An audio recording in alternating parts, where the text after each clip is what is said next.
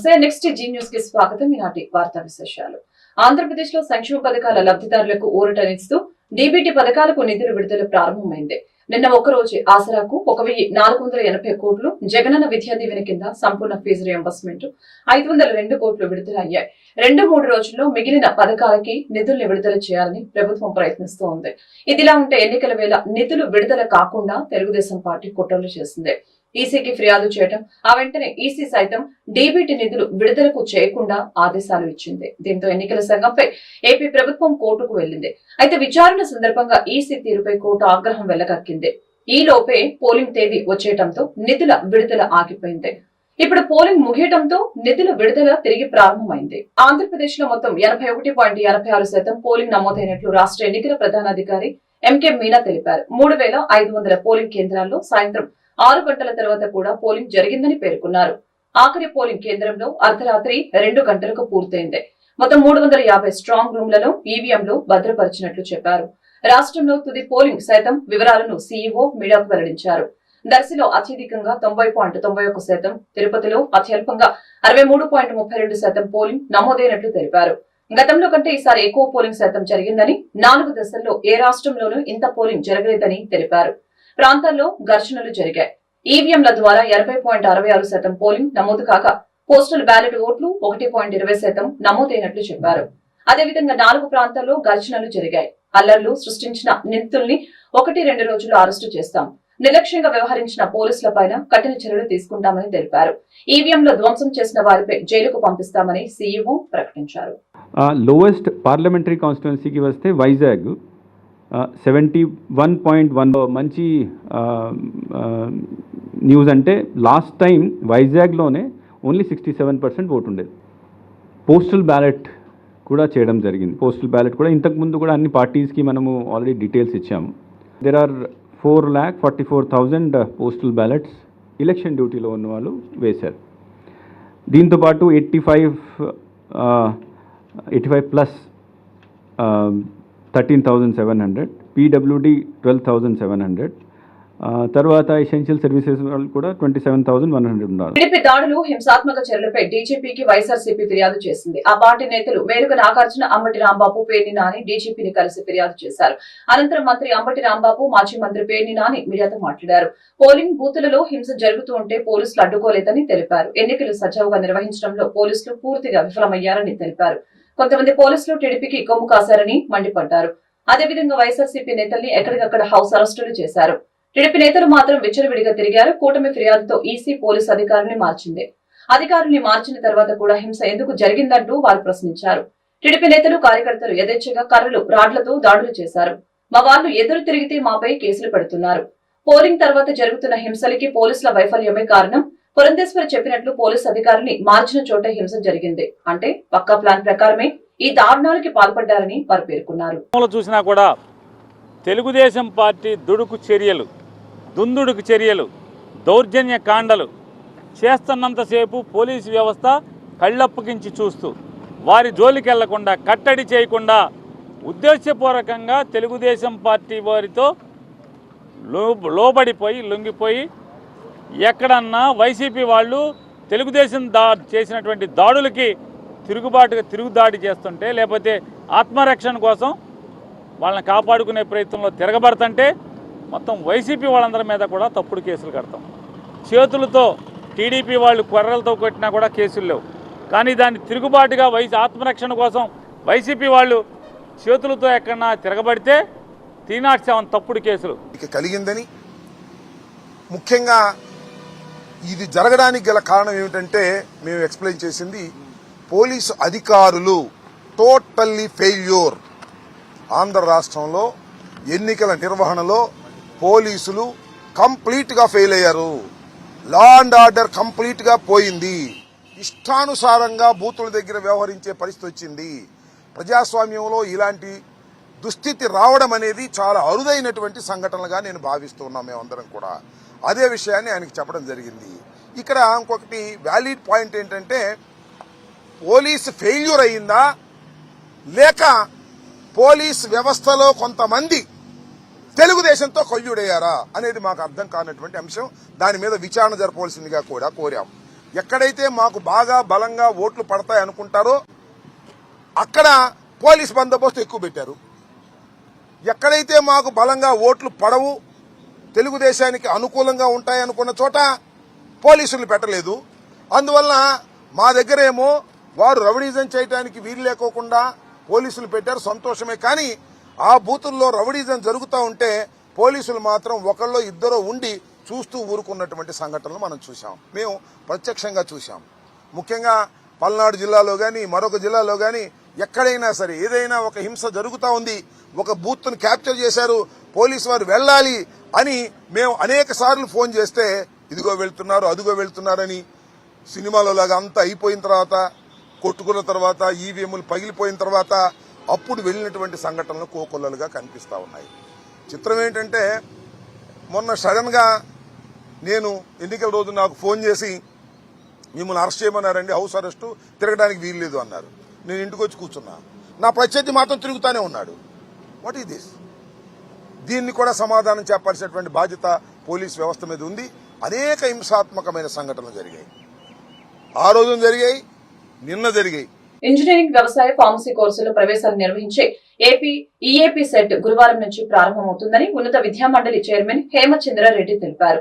నిమిషం ఆలస్యమైన విద్యార్థుల్ని పరీక్ష కేంద్రంలోకి అనుమతించబోమని స్పష్టం చేశారు. అభ్యర్థులు గోరింటాకు పెట్టుకుంటే బయోమెట్రిక్ కు ఇబ్బంది రావచ్చని, ఆభరణాలతో పాటు ఎలక్ట్రానిక్ పరికరాలను పరీక్ష కేంద్రంలోకి అనుమతించబోరని తెలిపారు. ఉన్నత విద్యామండలి కార్యాలయంలో ఆయన విలేకరులతో మాట్లాడారు. ఏపీ ఈఏపీ సెట్ ఈ నెల 16 నుంచి 23 వరకు జరుగుతుంది. బైపీసీ విద్యార్థులకు 16, 17 తేదీల్లో 4 విడతలుగా, ఎంపీసీ వారికి 18 నుంచి 23 వరకు 9 విడతల్లో పరీక్షలు నిర్వహిస్తున్నారు. ఉదయం 9 గంటల నుంచి మధ్యాహ్నం 12 గంటల వరకు మొదటి విడత, మధ్యాహ్నం 2 గంటల 30 నిమిషాల నుంచి సాయంత్రం 5 గంటల 30 నిమిషాల వరకు మరో విడత ఉంటుంది. ఈసారి మొత్తం 3,61,640 మంది విద్యార్థులు ప్రవేశ పరీక్ష రాసేందుకు దరఖాస్తు చేసుకున్నారని తెలిపారు. టెస్ట్ టైమింగ్స్ విషయానికి వచ్చేసరికి నేను చెప్పాను ఇదివరకే, రోజుల్లో 2 సెషన్స్ మనం కండక్ట్ చేస్తాం. ఫస్ట్ సెషన్ 9 నుంచి 12, ఈ ఎగ్జామినేషన్ 3 గంటల డ్యూరేషన్లో ఉంటుంది. 9 గంటలకి ఉదయం సెషన్ 9 గంటలకు ప్రారంభమై 12 గంటలకు ముగుస్తుంది. అండ్ మధ్యాహ్నం సెషన్ 2:30కు ప్రారంభమై 5:30కు ముగుస్తుంది. బట్ ఈసారి మనం 2:30 గంటలకు స్టార్ట్ చేసి 5:30 గంటలకు ముగిస్తున్నాం. ఎందుకంటే చీకటి పడే అవకాశాలు ఉంటాయి కాబట్టి టెస్ట్ సెంటర్లో ఇబ్బందులు లేకుండా కాస్త అర్లీగా స్టార్ట్ చేస్తామని మనం ప్లాన్ చేసుకున్నాం. ఇది ప్రతి ఒక్క విద్యార్థి తల్లిదండ్రి గమనించాలని మనం కోరుకుంటున్నాం. ఎందుకంటే మధ్యాహ్నం సెషన్ టైమింగ్స్ ఒక అరగంట ముందుగా చేసాం. 3 గంటలకు ఇది వరకు, లాస్ట్ ఇయర్ వరకు 3 గంటలకు స్టార్ట్ అయ్యే ఎగ్జామ్ ఈ ఏడాది మాత్రం 2:30 గంటలకు మనం స్టార్ట్ చేస్తున్నాం. ఈ ఎగ్జామ్ అన్నది అగ్రికల్చర్ ఫార్మసీ అన్నది 16, 17 ఎగ్జామ్ ఉన్నది.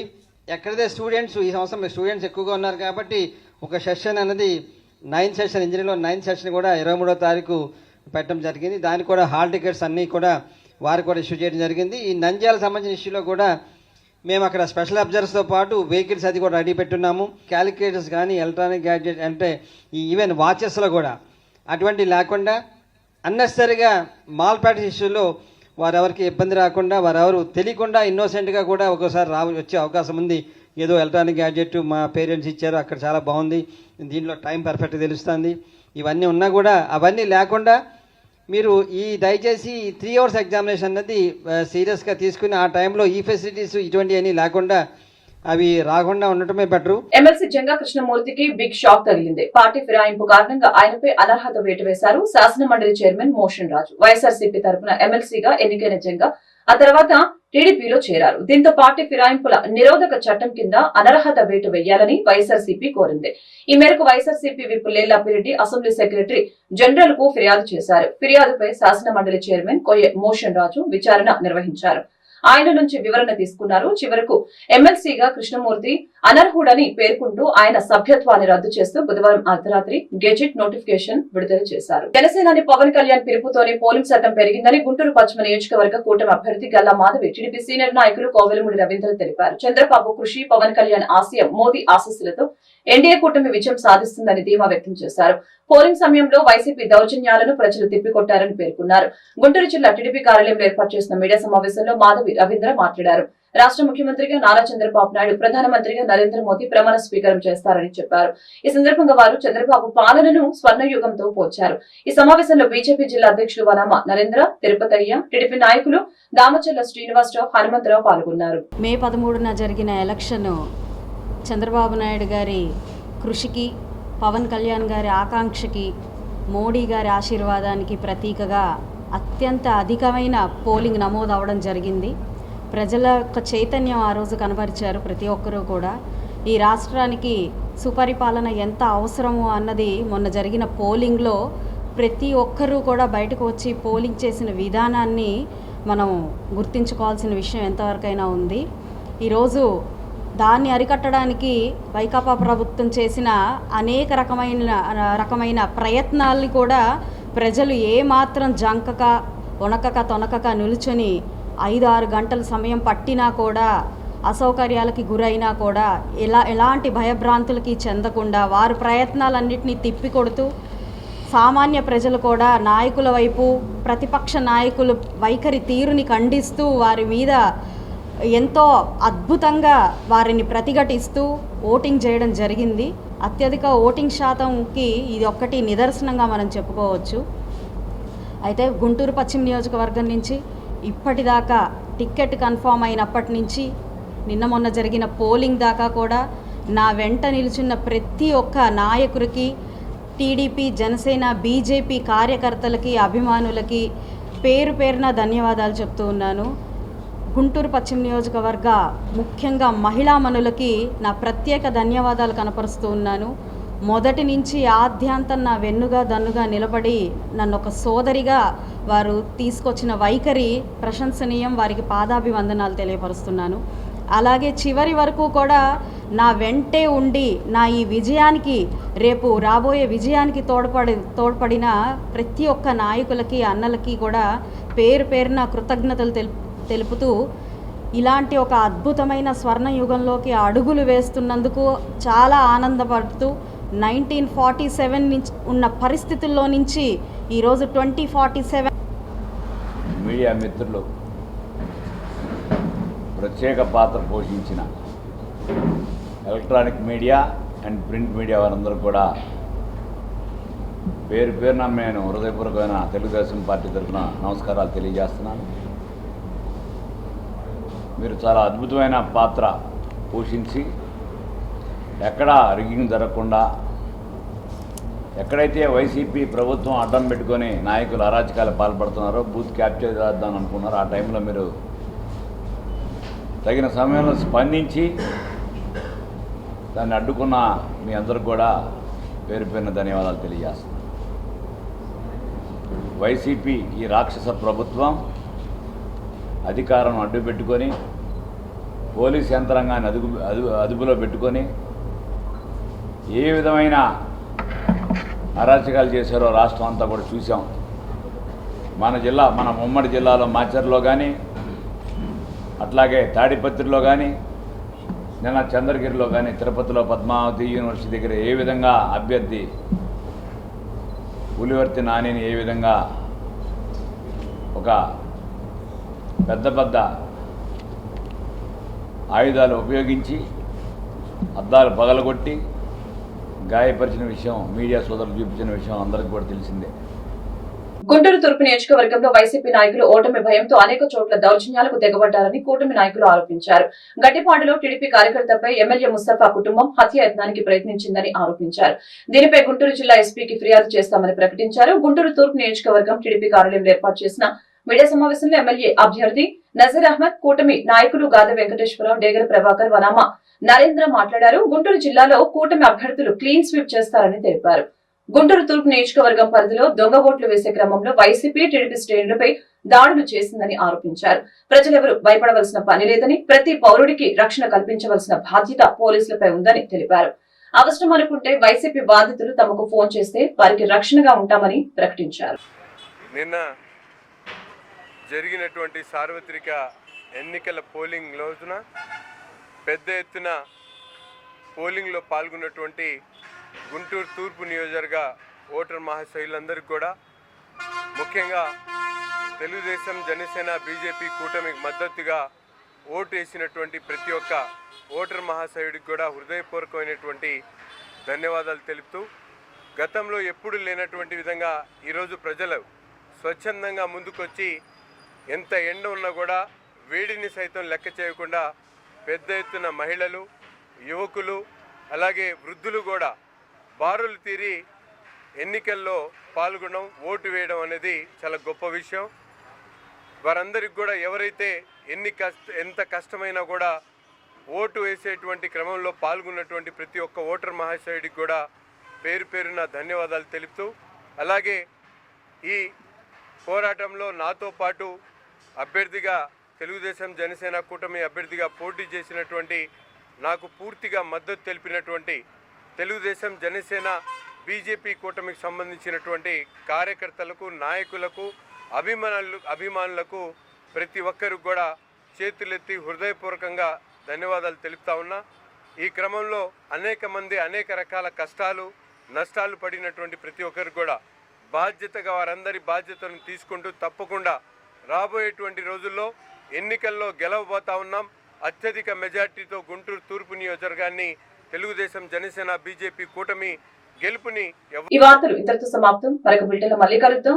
నమస్కారం.